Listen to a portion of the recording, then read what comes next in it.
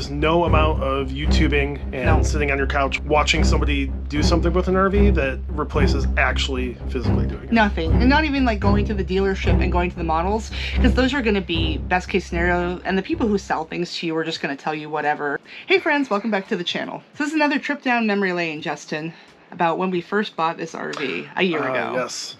A lot of common advice I've seen is if you've never owned an RV, rent one to see if you actually like it. I see it all the time. Rent one first, rent one first. Don't buy an RV without renting one first. But guess what?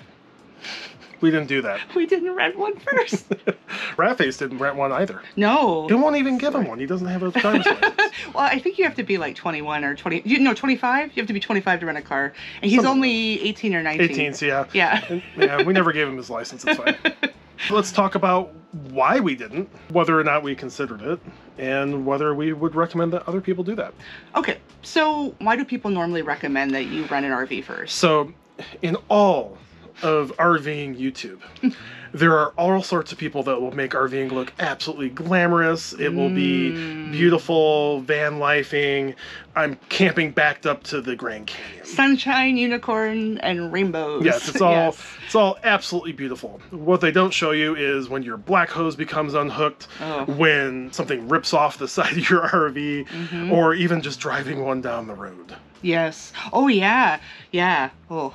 So really the idea behind renting one first is checking yourself before you wreck yourself. Seeing what the reality of working with an RV, and not even just for a weekend. I'm talking like stay in that thing for a week. So you can see, do I like the fact that when my partner rolls over in bed, I can feel the whole rig shake? It's true. Can I deal with the fact that I can only go 55 down the highway because it's too high profile and I get scared? Do I not even have the spatial perception to back one up into a back end space? Do I like having to turn off the AC to turn on the microwave? Yeah, for a smaller rig like ours, it's 30 amp. Yeah, we were 30 amp. I can run both ACs, but I can't run an AC, their microwave, and maybe a couple of other things because I'm going to trip a breaker. I mean, it's fine, yeah, but for some people it might not be, right? Yeah. Again, you probably heard me say this, my background's electrical engineering. Power management's perfectly fine. Water management I can deal with. That's another thing. Like, are you okay with the type of camping that you want to do? Do you want a boondock? Well, guess what? You're going to have some brain space sucked up by the fact that you're managing tanks, electric, batteries, and maybe fuel. So you'll have all of that you have to worry about. Go try it before you decide to sink six figures into going and doing that lifestyle. Yeah, I think if you've dreamt about RVing for a long time and you've watched a lot of content, the dreamy, misty content we were talking about, it can be really disappointing, the reality of it. Yep. So that's a good stepping point into why I think it was okay that we didn't rent one. Because we actually experienced RVing on kind of a part-time guest basis with some people we knew before we actually even thought about doing this. So I raced in the series 24 Hours of Lemons. It's a racing series for $500 race cars. We'll throw a link in there just because I think it's absolutely hilarious. They actually won a rally award, too, him and his buddy back in Cleveland. It's basically, you take a really crappy car and you go see if you can make it go around a racetrack a bunch of times.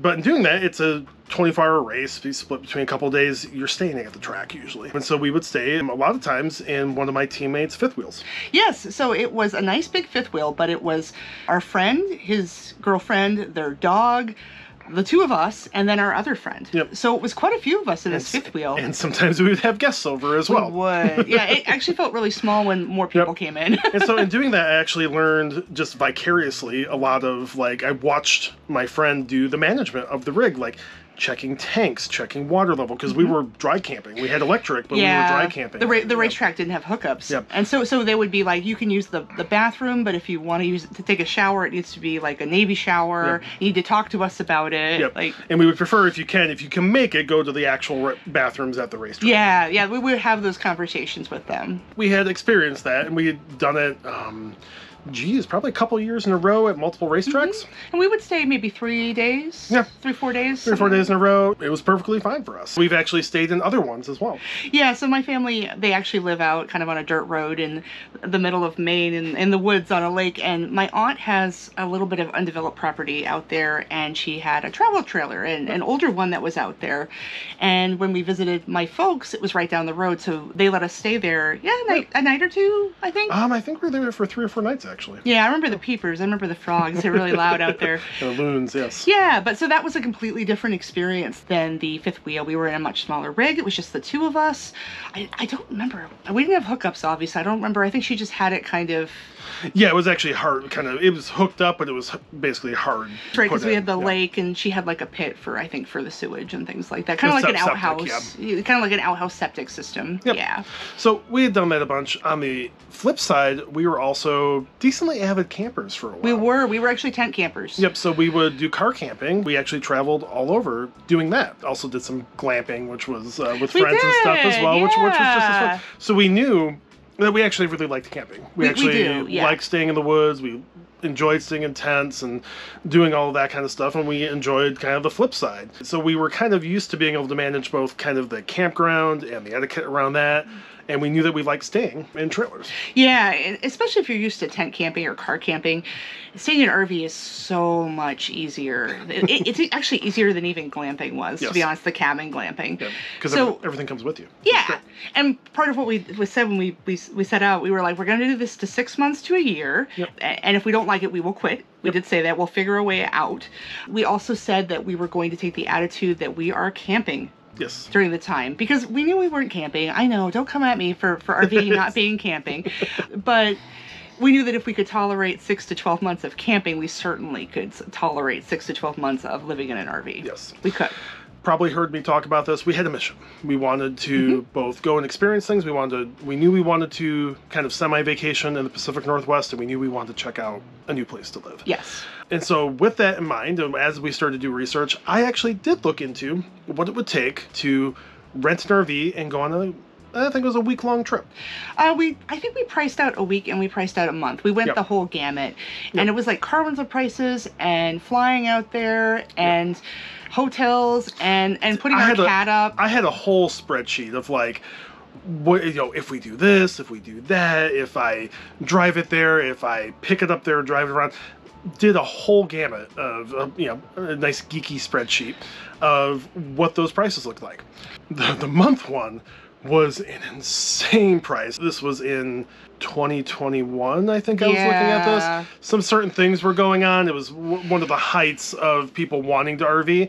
And so I want to say it was almost 10 grand in like total price for the month. This was not to RV. This was the hotels and everything, right? Or was this? No, that was the that was taking. I was gonna say that comparing it to the hotel price. It was actually more expensive than staying in hotels up and down the western. Oh, that's right. Yeah. So the RV rental when we were looking at it was like $300 or $400. It was ridiculous, and then mileage. It was $300 or $400 a night, fixed price cleaning, fixed price pickup, plus the mileage. Yeah, it ended up just being an insane price. It was actually as bad as the hotels, if not more. And by the way, before you come at me, I checked out all the sharing ones too. So like when people rent out their, not a lot of people are actually renting out their RVs because they wanted to use them. Yeah, demand was way too high. It was really short. So it was insane. And when I was looking at that, the joke that started all of this was I could buy an RV for that. Yeah.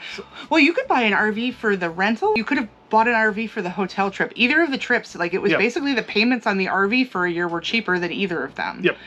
So we were like, And that's what started it. And that's actually one of the biggest reasons we didn't rent an RV is at the time that we were planning and plotting all of this, prices were absolutely insane. Yes, it's actually the same reason we bought the RV new, even though you're not supposed to do that. I'll actually link the video for that. Market prices were crazy for RVing for a good couple of years. Yeah. Everything was upside down. So the advice to buy used, the advice to rent first, it wasn't making any sense, which was really confusing when we set out. Yep. So we found our own way. And that's part of why we wanted to make the video, because I think that it's important to know that when things change, the right decision might be different. The whole RV market was weird there for a minute. You have to look at things by a case-by-case basis and actually price it out, I think. Yeah, obviously this is all very individual. You're going to have to make your own decision about your life experience, what you're comfortable with and what you're not. For us, not renting was the right decision. Oh yeah, that would have been a big waste of money for us. Yeah.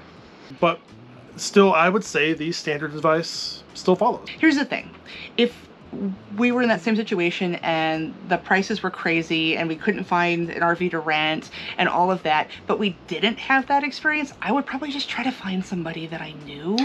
I'm serious. Like, I'd find somebody that, even extended family and go try out their RV with them or go with them. I think we probably would have done that. Absolutely, I would have. Because there is no amount of YouTubing and sitting on your couch watching, or in bed watching on your phone, watching somebody do something with an RV that replaces actually physically doing it. Nothing. And not even like going to the dealership and going to the models, because those are going to be best case scenario, and the people who sell things to you are just going to tell you whatever. A lot of them don't necessarily know that much about RVs. Yeah, I mean, they're salesmen. That's they're salesmen, and some of them come from car sales without actual RV background too. There's been a big influx of that. So, do you always follow the standard advice when it comes to RVs? Have you found your own way into RV life or something else? Do you think that everybody should rent an RV? And we made a big mistake and it just happened to work out for us. Yeah, what common RV buying advice have you not followed, and did you pay the price? Well, let us know, and maybe we'll do a video on that. But otherwise, thanks for watching. And we'll see you next week.